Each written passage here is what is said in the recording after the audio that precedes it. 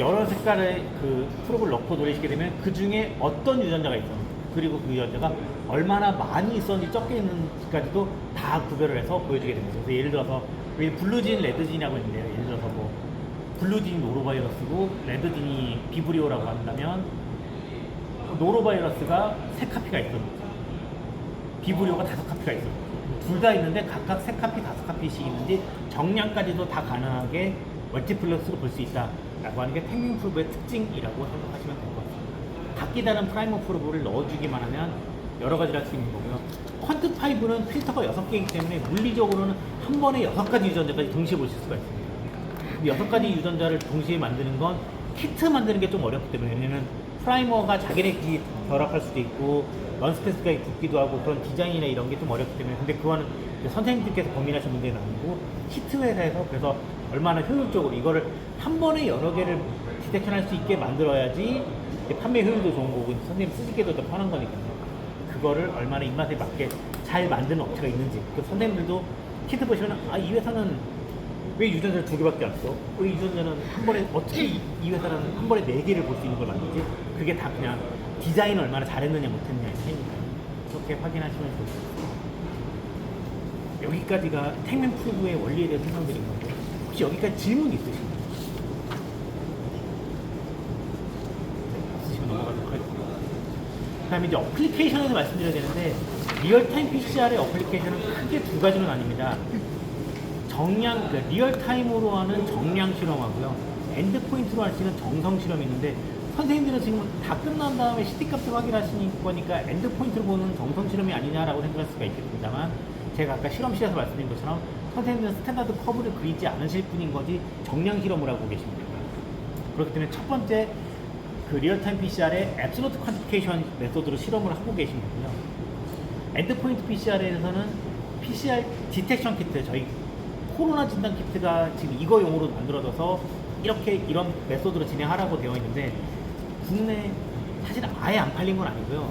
저희 코비드 딱 터져서 2020년대 초반에는 몇 키트가 판매가 됐었거든요. 그래서 저희가 저희도 이제 키트가 좀 수입이 되고 판매가 되는구나 했는데 바로 이제 국내 키트로 대체가 되면서 저희 키트는 거의 팔리지 않았거든요. 근데 이걸로 돌리시게 되면 안 됩니다. 그 선생님들이 지금 갖고 계신 모든 키트는 저희 서머피셔에 있는 진단 키트용 프로토콜로 돌리시면 안 됩니다. 왜냐면 얘는 CT값이 산출이 안 됩니다. 그냥 감염, 비감염 이렇게만 나옵니다. 그냥 절대정량법 메소드로 돌리시면 된다고 이해를 하시면 될 것 같습니다. 넘어가겠습니다.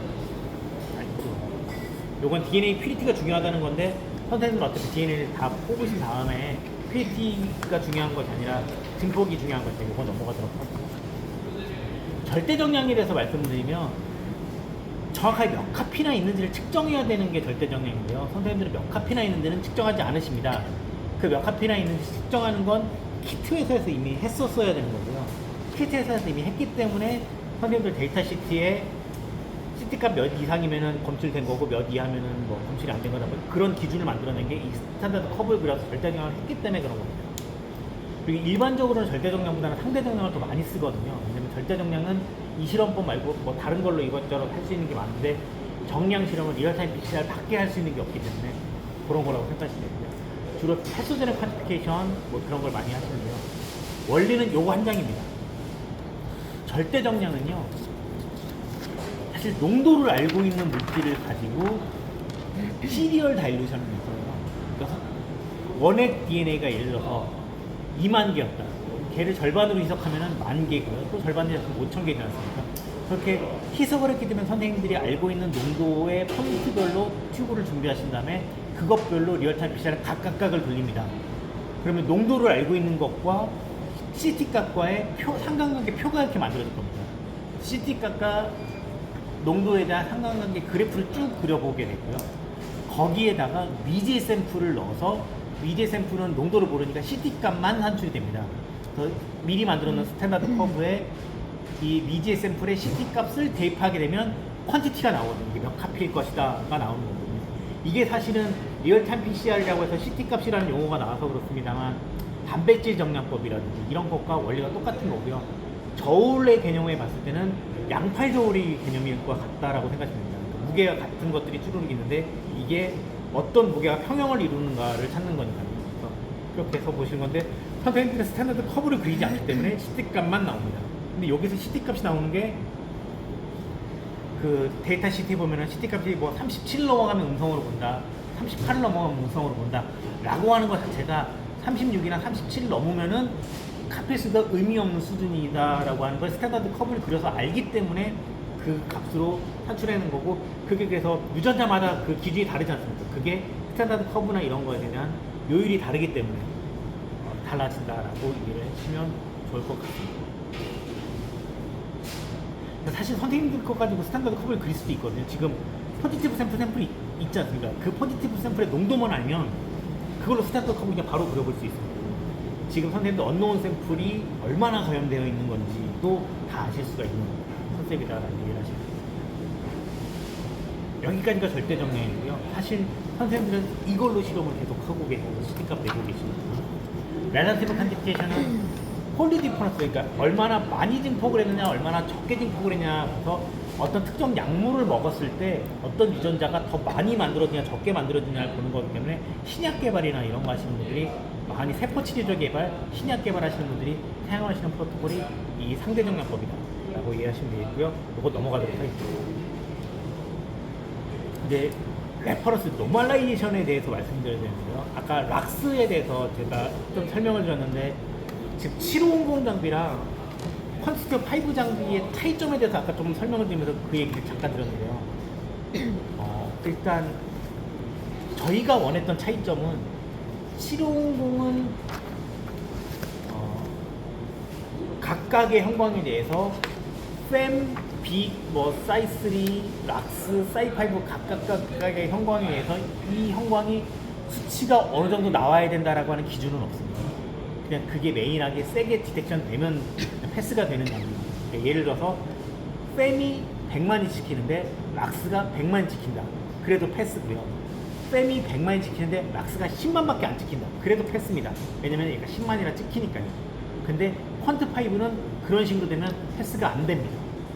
장비가, 그러니까 그 QC 통과가 안 되는 거거든요. 장비가 생산이 안 되는 거거든요. 왜 그러냐면 뺨 락스피나 뺨이 100만일 때는 락스가 최소 50만까지 나와줘야 된다라고 하는 기준이 퀀트5에는 적용이 되어 있고요. 750에는 그게 적용이 안 되어 있습니다. 그리고 뺨이나 뭐 락스나 이런 것이 기준이 시그널이 100만을 넘어가면 안 된다, 50만보다 적으면 안 된다라고 하는 기준이 퀀트5에는 있고요. 750에는 없습니다. 그러니까 750에서의 락스 노멀라이제이션하고 퀀트5에서 락스 노멀라이제이션이 조금 개념이 다른데요. 750 기준으로 말씀드리면 750에서 락스가 사용되는 이유는 딱 한 가지입니다. 정량 실험을 하실 때 웰 간의 베리에이션을 잡기 위해서 그렇습니다. 무슨 얘기냐면 정량 실험을 하려면 저희가 똑같은 샘플을 3반복을 하라고 권장을 해드리거든요. 그럼 이 웰에는 10을 넣고 이 웰에는 파이패팅 에러 때문에 10을 넣고 9를 넣고 8을 넣습니다. 그러면은 이게 1만큼씩 차이가 나는 거지 않습니까? 근데 그러면은 CT 값도 그만큼 차이가 날 겁니다. 근데 파이패팅 에러 때문에 발생한 거라면 마스터 믹스도 10만큼 들어가고 마스터 믹스도 9만큼 들어가고 마스터 믹스도 8만큼 들어갔지 않습니까? 그럼 마스터 믹스에 락스라고 하는 형광 다이가 들어가 있으면 10 들어간 거는 10만큼의 락스가, 9 들어간 거는 9만큼의 락스가, 8 들어간 거는 8만큼의 락스가 들어가기 때문에 팸이 10이면은 락스도 10이 들어갔으니까 1이 되는 거고요. 팸이 8이 들어가면 락스도 8이 들어가니까 또 1이 되는 거고요. 결국은 모든 웰이 똑같은 양의 DNA가 들어갔다라고 보정이 돼서 깨끗하게 다 산출이 될 수 있습니다. 그래서 그 웰 간의 파이패팅 에러를 최소화시켜주려고 사용되는 게 락스인 건데요. 이건 750까지의 개념인 거고요.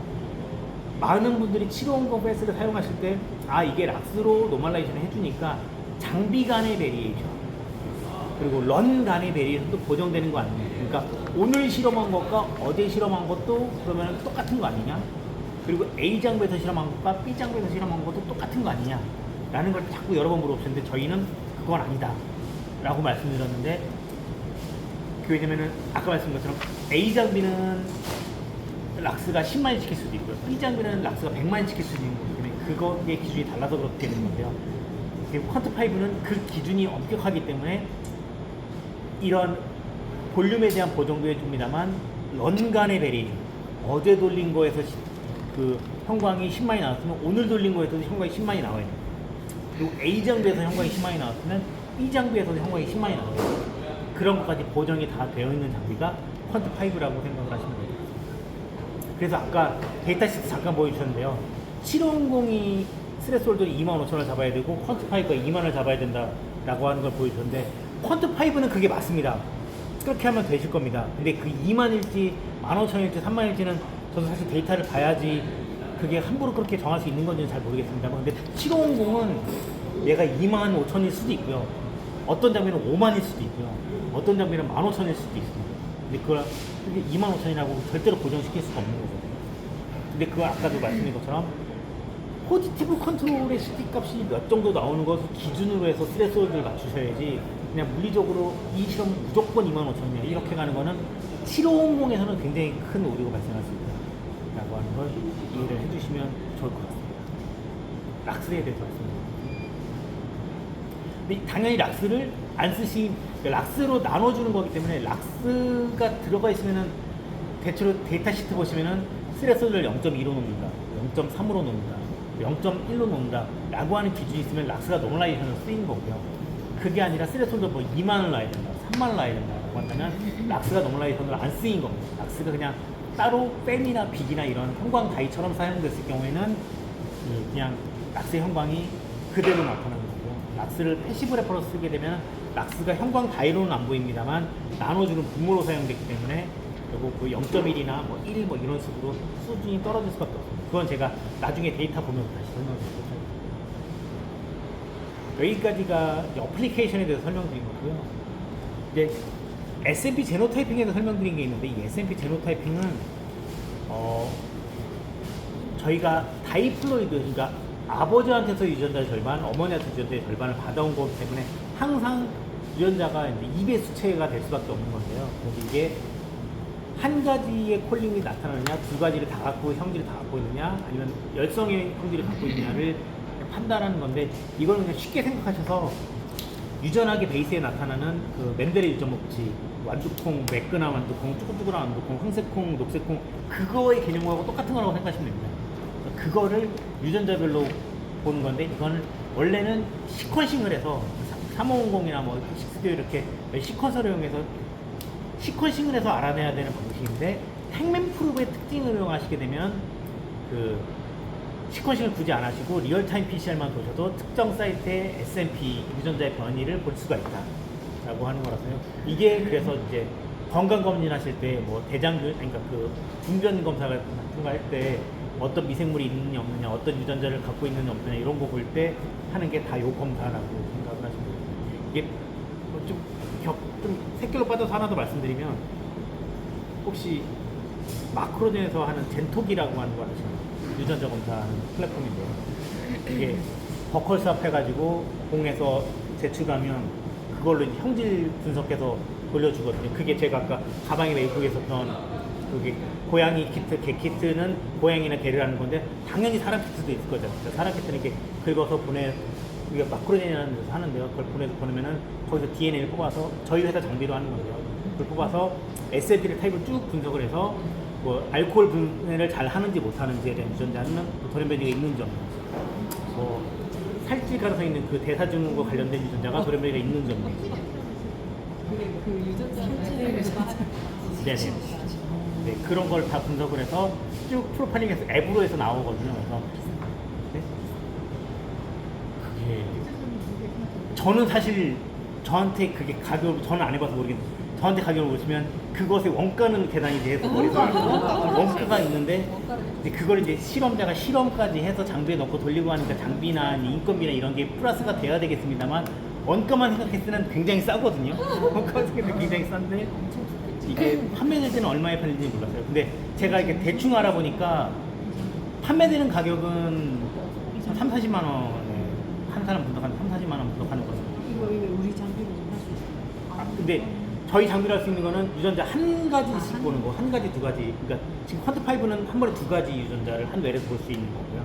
그러니까 96개니까 96개 다른 프로브를 넣으시면 96개 유전자를까지 볼 수 있는 거고요. 근데 제가 지금 말씀드렸던 마이크로레이, 지금 약간 고양이 뭐 이런 것들은 한 번에 그 70만 개에서 60만 개 마크로 동시에 보는 거거든요. 네. 그래서 그거를 하시려면 DNA도 어느 정도 뽑아야 되고 해서 버컬에서 이게 긁어가지고 이렇게 일본에서 보내는데 그게 그 서비스해서 데이터까지 내주는데 한 40만 원 하고 그게 그거랑 똑같은 겁니다. 아기 낳으면 그 유전자 검사하지 않습니까? 30만 원 주고 그러니까 그게 그 제가 말씀드린 그거랑 똑같은 거거든요. 네. 유전병이 있는지 없는지 그게 30만 원 정도 드리고 하는데 원가는 7만 원. 재료값 7만 원. 근데 뭐 기계 자주 쓰는 분석하고 이런 신경이 다 비용이 들어가는 거니까. 네네네. 아, 근데 그게 7만 원인 게 이제 풀로 다 돌렸어요. 그러니까 그 마크가 60만 개, 70만 개 했을 때 7만 원, 그러니까 7만 원이고요. 지금 제가 말씀드린 그런 업체에 사는 때는 이제 그 미니 칩이라고 해서 마커가 4만 개, 5만 개 있는 칩을 쓰거든요. 또 작게 그거는 단가 3만 원 정도 하고요. 반값 정도. 한 번에 384명씩 걸 수 있어요. 그렇게 하고 사실 제가 격가지로 좀 더 말씀드리면 제가 리얼타임 PCR을 계속 오래 담당을 하고 있다가 제가 올해 13년 차거든요. 그러니까 7년 정도 리얼타임 PCR을 담당하다가 지금은 사실 리얼타임 PCR을 더 이상 담당하지 않고 마이크로레이를 담당을 하고 있는데 최근에 코로나 때 이제 그 유동성 자금이 많이 들면서 이제 이런저런 유전병 검사를 한다고 이제 업체들이 우후죽순처럼 생겨나면서 저희 마이크로레이 많이 돌리고 하면서 제가 엄청 바빴거든요. 그러다가 코로나가 딱 끊기니까 그 돈줄이 다 끊기면서 그걸 장비 열심히 돌렸던 업체들이 줄줄이 도산을 하고 장비 안 돌리고 하다 보니까 제가 일이 없어져가지고 다시 원래 하던 일을 다시 오히려 저희 네? 제가 담당이에요. 아니 진 아, 네네네. 저는 이걸 했어야 되는데 그때 어떤 업체에서 이거 말고 자기네들 데이터가 진짜 해야 되는데 샘플 부족하다 해서 체열했습니다. 한국인 칩이라고 해요. 한국인 칩으로 분석해가지고.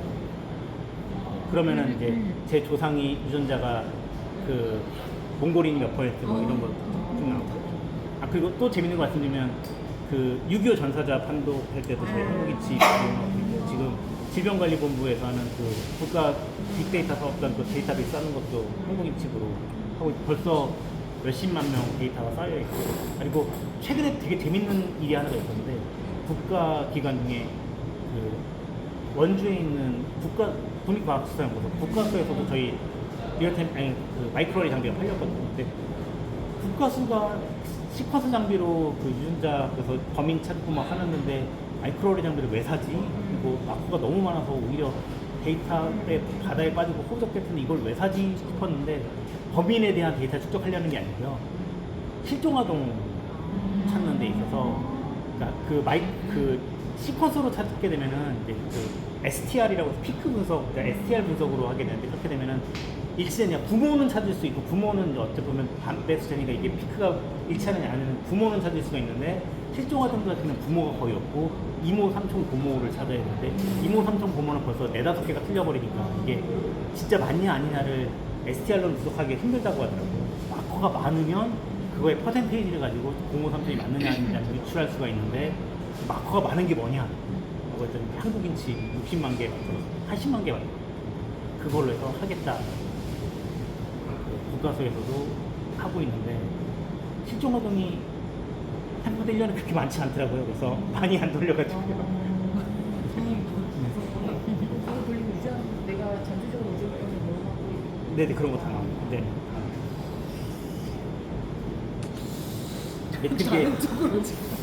그게 다 나오긴 하는데 좀 무서운 게 그 유전화 관련된 영화 같은 거 보면은 제 생체 데이터가 다 어디에 등록돼 있어서 막 하는 거, 그러니까 그렇게 보면 되게 무서운 거고 어떻게 보면은 그러니까 최근에 이제 그 대전에 있는 어떤 그러니까 제약회사나 건강식품 업체에서 비타민 같은 거 만드는 업체에서 저희 장비를 따서 돌리고 있거든요. 그거 뭐냐면 비타민은 그냥 아무 비타민이나 먹는 것이 아니라 맞춤형 비타민 있잖아요. 어떤 분한테는 마그네슘이 더 필요하고 어떤 분한테 칼슘이 더 필요하고 사람마다 다른데 이거를 분석을 유전자를 분석한 다음에 그걸 보고서 이런 마치 비타민을 처방해 주듯이 우리 애들은 머리카락 잘라가지고 그래 나도 그거 했어. 영양소 뭐가 응. 부족한지 근데 결국은 그게 이제 약파를 먹으려고 하는 거더라고.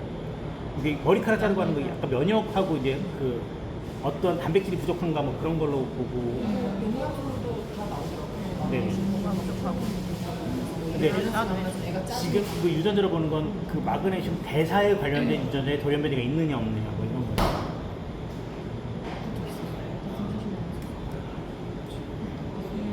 네, 지금 제가 말씀드린 게 다 의료도 아니고 뭐 그래서 의료보험이나 이런 것도 되는 것도 아니고 다 개인의 그거랑 그리고 또 이제 건강검진 업체에서 하는 거는 건강검진 업체에서 하는 거는 이제 아무래도 마커를 막 60만 개, 80만 개 볼 필요는 없고 한 10개, 20개 정도만 보면 되는 거예요. 10개, 20개 정도 보는 거는 마이크로레이를 하고 있지 않고요. 리얼타임 PCR로. 그러니까 지금 선생님이 갖고 계시는 퀀트5로 하는 게 아니고요. 그 부산은 거기 저쪽에 있고 검역소 쪽에 있겠고 12K라고 하는 게 있고 12K, 7 말고 12K라고 있는 게 있는데 걔는 오픈어레이라고 해서 한 칩이 요만한 게 있는데 거기에 3,000개의 웰이 있거든요. 그러니까 3,000개의 독립적인 PCR이 이제 칩에서 돌아가는 거거든요. 그걸로 이제 그 건강검진 그런 걸 해요.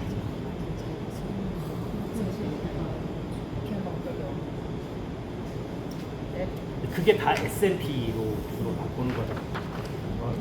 이해해주시면 돼요. 당연히 퀀트5로도 가능하고 데이터는 이런 식으로. 이거는 이제 팬만 있느냐, 빅만 있느냐, 팬들이 둘 다 있느냐 이렇게 이런 식으로 그냥 엔드포인트로 풀링돼서 나오는 거고.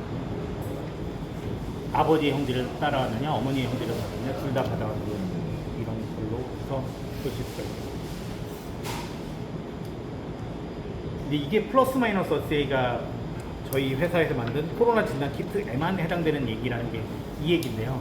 저희가 주로 하는 게 파괴 유전자, 예를 들어 코비드 유전자가 증폭을 했느냐, 그리고 IPC라 인터널 포지티브 컨트롤에서 휴먼 DNA, 그래서 사람 몸에서 뽑은 거에서 코로나랑 사람 유전자가 둘 다 검출이 된다. 그러면 감염이 된 거지 않습니까?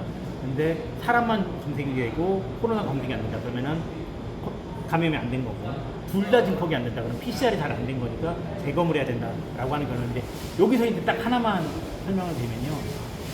파괴 유전자는 증폭이 됐는데요. 그러니까 코로나는 진단이 됐는데 제가 사람인지에 대한 게 증폭이 안 될 때가 있습니다. 그럼 말이 내가 사람이 아니고 걸어다니는 코로나인가 그게 말이 안 되잖아요. 근데 이게 그것 때문에 그런 게 아니고요. 한 큐브에서 PCR 두 개가 동시에 진행돼야 되는 거기 때문에 그 프라이머는 각각 넣어줬습니다만 BNTP를 공유를 합니다.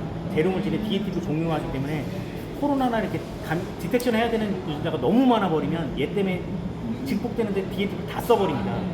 그러면 사람 유전자는 어차피 PCR에 대한 컨트롤을 보는 거기 때문에 증폭이 안 될 수도 있는 거거든요. BNTP가 없어서 증폭이 안 돼버리면 PCR 하는 데는 방해받은 게 없고 문제가 없었다라고 해서 그러니까 컨트롤이 증폭이 안 된다고 하더라도 감염 타겟이 증폭이 됐으면은 이건 증폭이 됐다라고 생각하시면 됩니다.